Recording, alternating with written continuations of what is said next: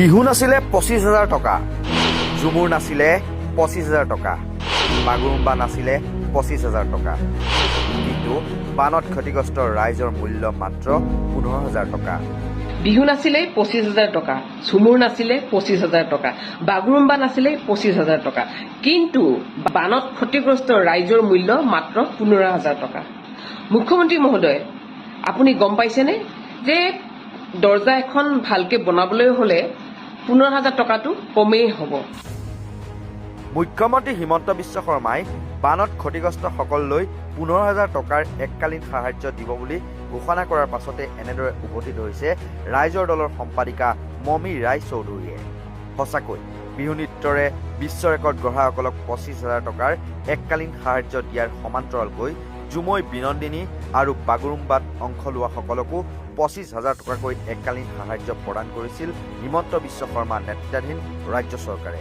কিন্তু এতিয়া বানত ক্ষতিগ্ৰস্ত অৰ্থাৎ আপোনজনক নেহেৰুৱাসকলক মাত্ৰ 15,000 টকাৰ বৰঙণি দিম বুলি ঘোষণা কৰাৰ পাছতে মুখ্যমন্ত্ৰীক উভতি ধৰি মমী ৰায় চৌধুৰীৰ প্ৰশ্ন, 15,000 টকাৰে বানে ভাঙি পেলোৱা ঘৰখন পুনৰ নিৰ্মাণ কৰিব পাৰিবনে?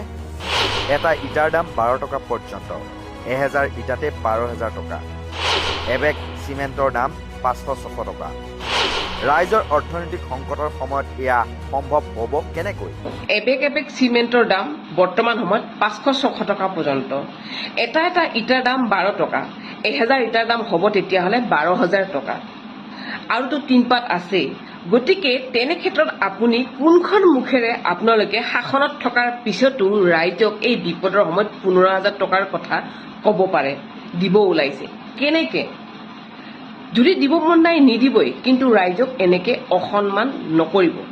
মমী ৰায় চৌধুৰীৰ স্পষ্ট মন্তব্য, মুখ্যমন্ত্ৰীয়ে খোৱা চাহকাপৰ মূল্য 1500 টকা, আপুনি যিখন পাণ খায় সেই পাণখনৰ মূল্যই হৈছে বোলে 500-600 টকা। ডেকা উপাধিৰ মন্ত্ৰীজনে পিন্ধে 7 লাখ টকীয়া ঘড়ী, হাজৰিকা উপাধিৰ মন্ত্ৰীজনে পিন্ধে 42,000 টকীয়া টি চাৰ্ট, আৰু মন্ত্ৰীৰ পত্নীয়ে লয় 7 লাখ টকীয়া বেগ। তেনেস্থলত ৰাইজৰ মূল্য কি দিছে? মাত্ৰ 15,000 টকা।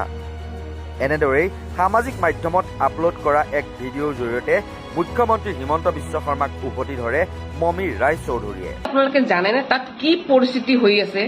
যিটো পৰিস্থিতিত ৰাইজে আছে, যি দুৰ্যোগ ভুগি আছে, তাত নাকৰ গোন্ধ গুচাবলৈকে 15,000 টকা নুজুৰিব। তেনে ক্ষেত্ৰত আপোনালোকে কেনেকে দিব ওলাইছে 15,000 টকা? কেনেকে ভাবিব ওলাইছে? আপোনালোকে দেখোন আমি জানিব পৰা মতে, খবৰ পোৱা মতে, আপুনি যি কাপ চাহ খায় সেই একাপ চাহৰ মূল্যই হৈছে বোলে 1500 টকা, আপুনি যিখন পাণ খায় সেই পাণখনৰ মূল্যই হৈছে বোলে 500-600 টকা।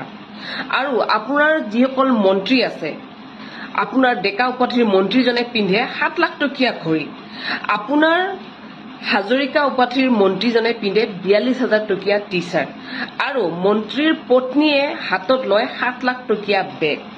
তেনে ক্ষেত্ৰত যিসকল ৰাইজে আপোনালোকক শাসনত আনিছে, ৰাজপাটত বহুৱাইছে, তেনে ঠাইত আপোনালোকে ৰাইজৰ মূল্য কি দিছে? মাত্ৰ 15,000 টকা। অকমানতো লাজ লাগিব লাগে আপোনালোকক, কাৰণ আপোনালোকতকৈ দেখোন আমাৰ সাধাৰণ ৰাইজে বহুতখিনি কৰি আছে সেই বিধ্বস্ত ৰাইজসকলৰ লগত। আজি উজনিৰ পৰা নামনিলৈকে বিভিন্ন প্ৰান্তৰ পৰা সকলো দল সংগঠন, জাতি ধৰ্ম বৰ্ণ নিৰ্বিশেষে সকলো ওলাই আহি যোনে যিমান যেনেকে পাৰে সৰ্বোচ্চ কৰি আছে, যেনেকে সামৰ্থ্য অনুযায়ী দি আছে। তেনে ক্ষেত্ৰত আপোনালোকে কি ঘটিডাল কৰি আছে? নাক বোলা বস্তুটো আপোনালোকৰ আছেনে নাই? আছেনে নাই আপোনালোকৰ মুখ্যমন্ত্ৰী মহোদয়? যদি দিব মন আছে আপোনালোকৰ, প্ৰতিঘৰ বানপীড়িত ৰাইজক কমেও 50,000কৈ টকা দিয়ক, যাতে তেওঁলোকে সুবিধা হয় চলিবলৈ। কাৰণ ঘৰখনৰ কথা আছে, টিনপাতৰ কথা আছে, ল'ৰা ছোৱালীৰ কাপোৰ কানিৰ কথা আছে, কিতাপ পত্ৰৰ কথা আছে, ঔষধ পাতিৰ কথা আছে। আজি নেপালী খুটিত তাত বহুতো গৌপালক আছিলে, পশুধন পানীয়ে উটুৱাই লৈ গ'ল, কৃষিধন বানপানীয়ে উটুৱাই লৈ গ'ল। তেনে ক্ষেত্ৰত আপোনালোকে কেনেকে 15,000 টকাৰ কথা ভাবিব পাৰে? গতিকে ভাল এটা এমাউণ্ট দিয়ক, যাতে ৰাইজৰ সুবিধা হয়।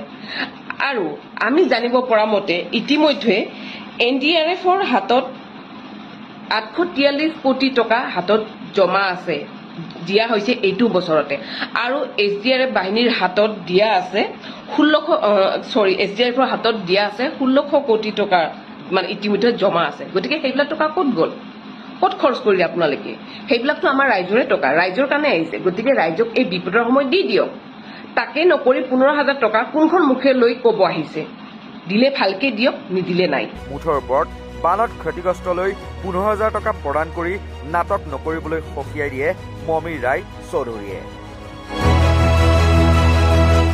নিউজ ডেস্কৰ ৰিপৰ্ট নৰ্থ ইষ্ট নাও